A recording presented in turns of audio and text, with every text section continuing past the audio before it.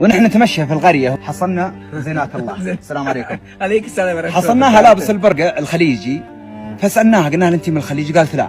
قالت أنا جتني سائحة سعودية اسمها منى وعطتني هذه الهدية من عندها اللي هو البرقع، وعقب البرقع قالت عطتني هدية أجمل. رحتي عمرة صح؟ منى عمرة هدية فينيش.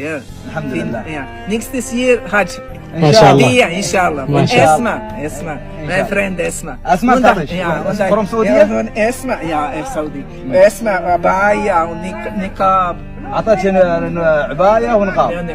الله يجزاها خير. هدية. هذا هو الأثر الطيب اللي يبقى. زمزم هدية. ما شاء الله. تمر هدية. الله يجزاهم الله خير. الحمد لله. الله يطول عمارهم.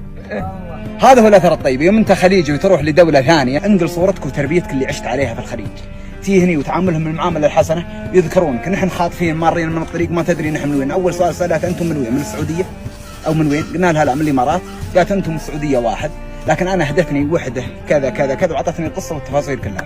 شكرا زينات الله. عفوا ان شاء الله روح ان شاء الله. عمرها 71 سنه. ادعوا لها ان شاء الله بالصحه. الله يسهل.